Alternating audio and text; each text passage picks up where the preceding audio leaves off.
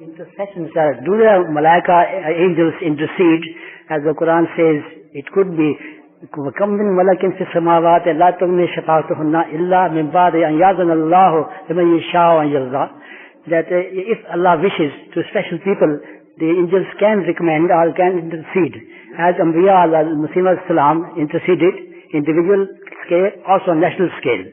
And people were saved in the plague.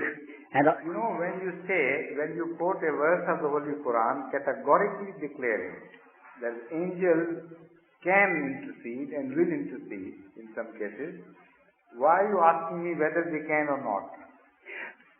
You already quoted the Holy Quran. What is the difference between the Anbiya al-Mursaleen, the Shafaat or intercession? This should be the question. The question should be this, not that will they or can they, because you have already quoted the Holy Quran, so the issue is decided. Of course they will. They can. What you want to ask is perhaps, is there any difference between their intercession and the intercession of the Prophet, or it's one and the same thing? I want to have this difference. Is that what you want to know? Yes, sir. Okay. The fact is that intercession, the question of intercession, although it appears to be arbitrary, it is not so. Intercession must have a reason which should affect the ordinary law of justice. Sometimes, when you decide the fate of your children, you decide it differently than when you decide the fate of other people's children when you are put in that position to give decision. In the case of your own children, you have a greater right of possession and appropriation regarding your own children. So you don't follow just the laws of ordinary justice. But when you give decisions regarding other people's children, then you are bound by the laws of justice because you don't appropriate anything there. So in case of God giving judgment, the former is applicable because he is the master of everything, he is the proprietor of everything. So it does not follow the strict laws of justice. Some other factors also come into play where forgiveness is concerned. For instance, if somebody is not, as far as his actions are concerned, is not passable, is not acceptable.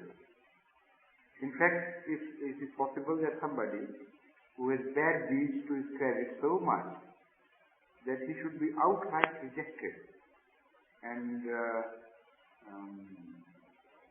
declared to be hellish soul by God.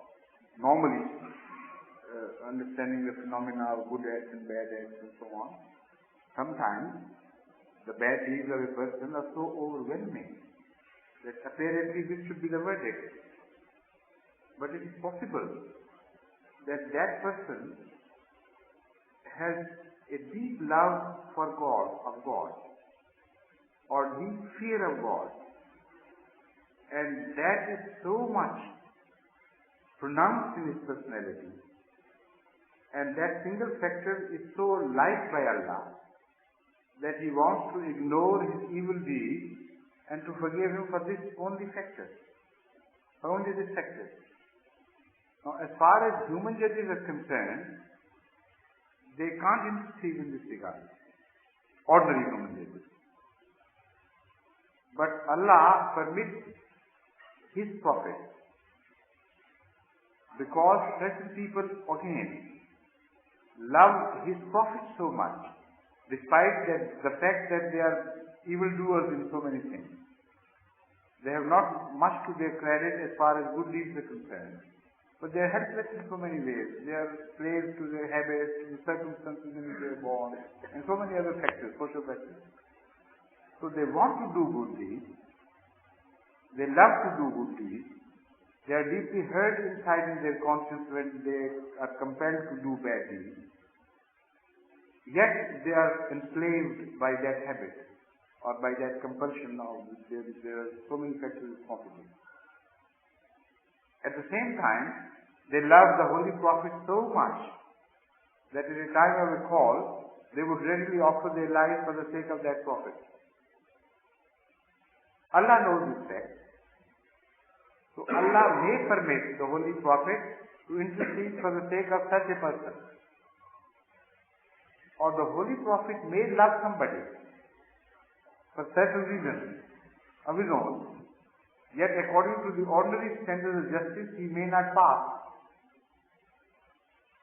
He may be thrown to hell, normally speaking.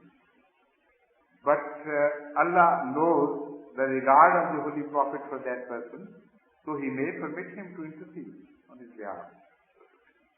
And this is the general conduct of God, which is found in every such situation. Wherever there is a possible excuse for forgiveness, Allah adopts that excuse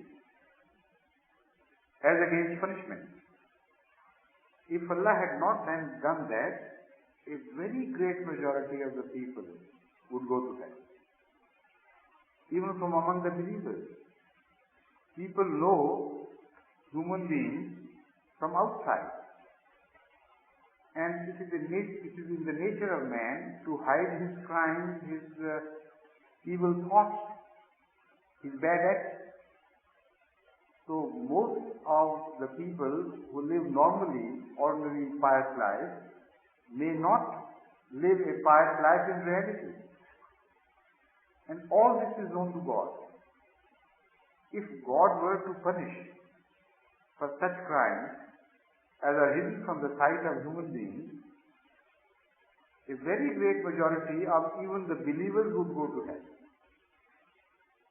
And apart from that, there are intentions, bad intentions which cannot be fulfilled. They are also crimes. So if you bring them into account, then the scale of crime would be overburdened. This is how the Ghalib points it out. He says that नाकर्दा गुनाहों की भी हसरत की मिले दाद, यारब अगर इन करदा गुनाहों की सजा है. O my Lord, if there is punishment for those evils which you have done, at least those should also be appreciated which we yearn to do but could not. In fact, if man were given free hand, if he could do whatever he wanted to do, he could perform much greater evil than actually you find him performing.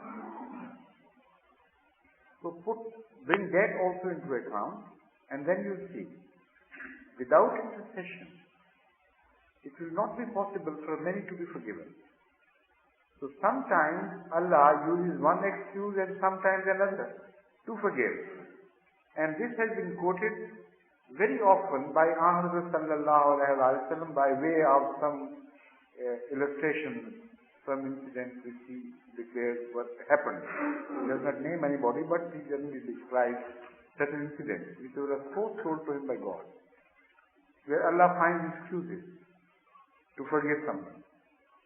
In one case, for instance, which I quoted in Jummah, because that man feared Allah so much, although he had never done any good in his life, Allah forgave him for that.